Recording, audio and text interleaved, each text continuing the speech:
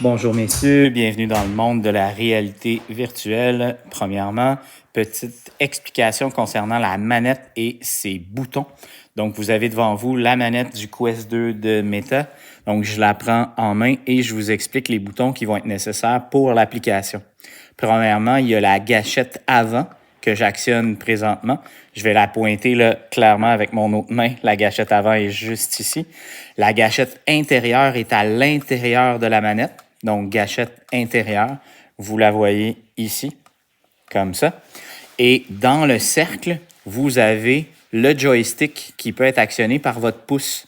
Donc, on a de la difficulté à voir, là, mais je vais vous le pointer comme il faut. Le joystick est juste là. Si j'étais capable de faire un focus dessus, c'est un peu sombre. Mais le joystick ou manche à balai, là, c'est lui qui va vous permettre de vous déplacer avec votre main gauche. Là, j'ai la manette droite en main, mais c'est exactement les mêmes boutons sur la manette gauche.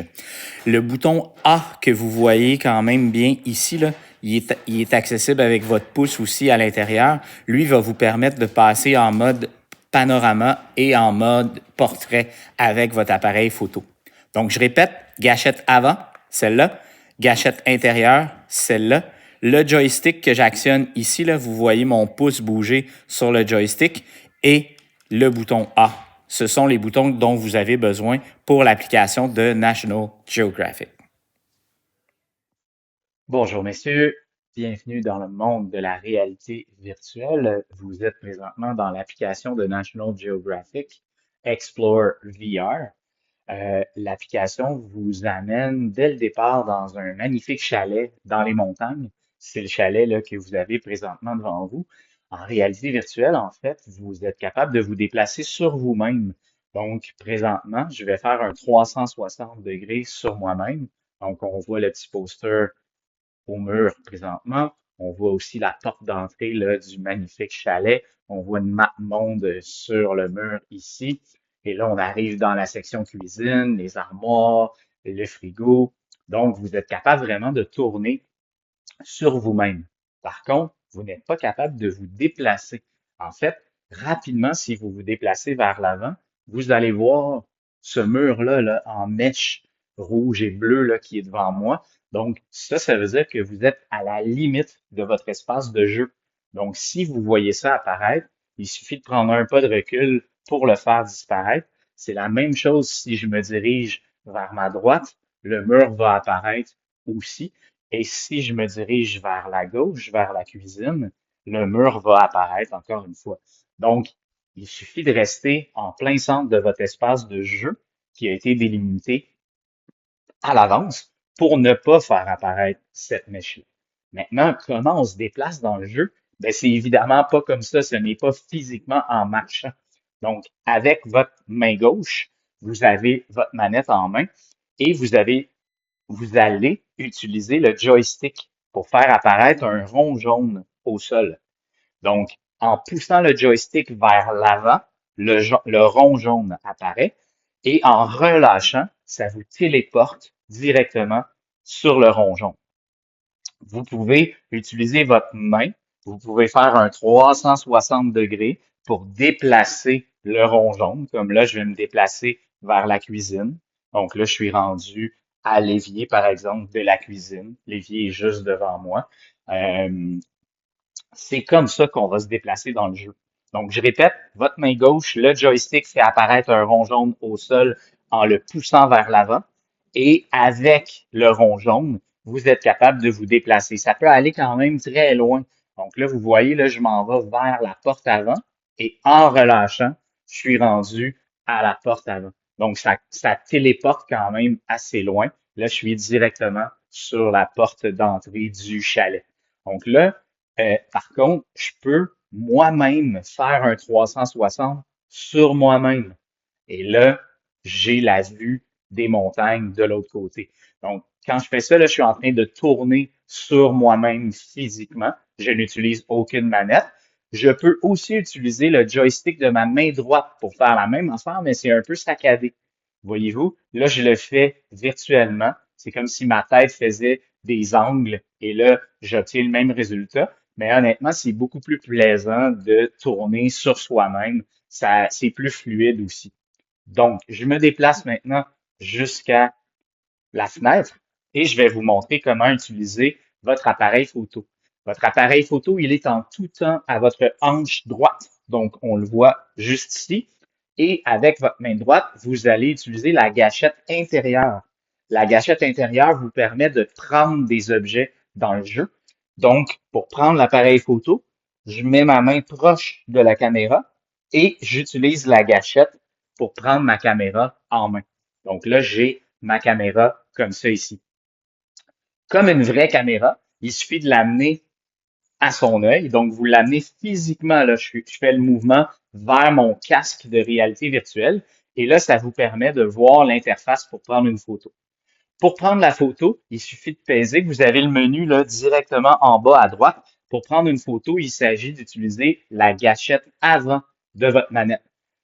Vous pouvez utiliser la gâchette avant de votre main gauche ou de votre main droite. Les deux vont prendre une photo. Donc, si je le fais à gauche, ça fonctionne. Si je le fais à droite, ça fonctionne aussi.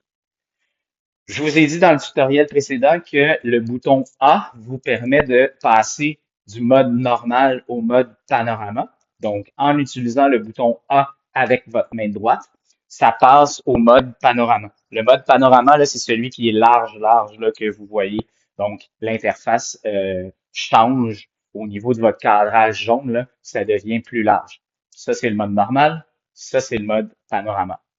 Et avec votre main gauche, vous êtes aussi capable, voyez-vous, quand je lève ma main gauche vers l'appareil, ben là, en utilisant encore une fois la gâchette intérieure, ça me permet de zoomer in, zoomer out pour prendre la photo. Donc, mettons que je me déplace dans le chalet et que je veux prendre les petits pingouins qui sont sur l'étagère, ben, je vais aller prendre le mode normal, ça va me donner un carré, et je vais aller zoomer sur mes petits pingouins comme ça ici. Et en prenant la photo, j'ai mes petits pingouins de proche. Si je voulais prendre la baleine ici de façon efficace sur mon mur, ben, je passerai en mode panorama et là, je viendrai prendre ma baleine comme ça ici. On s'assure que l'objet est toujours dans mon cadrage jaune et on appuie sur la gâchette. Et là, j'ai la photo. J'ai bougé un peu, je peux la reprendre. Vous avez un nombre illimité là, de photos. N'hésitez pas à prendre plein de photos. Elle apparaît toujours dans le bas quand vous prenez la photo.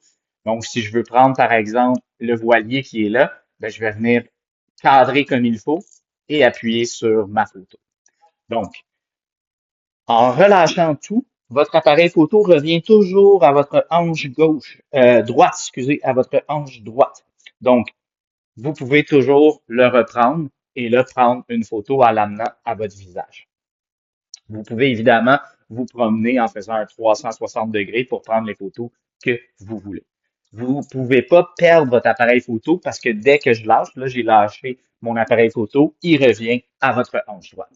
Donc, je vais me déplacer maintenant au menu. Donc, la petite flèche jaune qui est là vous amène directement au menu. Et ici, j'ai pas à utiliser là, du tout de bouton de manette. Ma main devient tactile. Je suis capable d'appuyer sur les boutons. Donc, je suis capable de faire basculer de l'Antarctique à Machu Picchu, comme ça ici. Assurez-vous que Machu Picchu est écrit ici, parce que c'est là qu'on veut aller. Et quand je vais appuyer sur Explorer, on m'emmène directement au Machu Picchu. Il y a un temps de chargement, c'est normal. L'application est quand même lourde. Et là, quand on vous indique les flèches comme ça, vous devez placer vos pieds directement sur les empreintes au sol. Quand ça le fait, on vous amène dans l'application. Vous vous retrouvez sur le plateau supérieur à l'entrée de Machu Picchu. Et là, on vous explique d'explorer à votre guise. Donc, vous pouvez faire un 360 sur vous-même. Quand il y a des petits ronds jaunes comme ça ici, c'est que ça vous indique que vous n'avez pas accès à cet espace-là. Quand vous voyez à votre gauche ici, là, il y a un drapeau jaune, c'est là que vous devez vous rendre pour la suite des choses. Donc, encore une fois, vous avez votre appareil photo. Vous pourriez prendre une photo en l'amenant à votre casque de cette première structure-là, là, qui est une petite maison reconstituée. Donc, j'ai pris ma première photo. Et pour se déplacer, on fait apparaître au sol le petit rond jaune, comme ça ici. Vous n'êtes pas obligé de rester sur les sentiers, là. Vous pouvez carrément vous promener dans l'herbe aussi un peu partout. Vous pouvez vous rapprocher de Lama comme ça ici. Vous pouvez vous rapprocher des paliers du Machu Picchu et éventuellement, vous devriez vous rendre comme ça au drapeau jaune pour la suite des choses.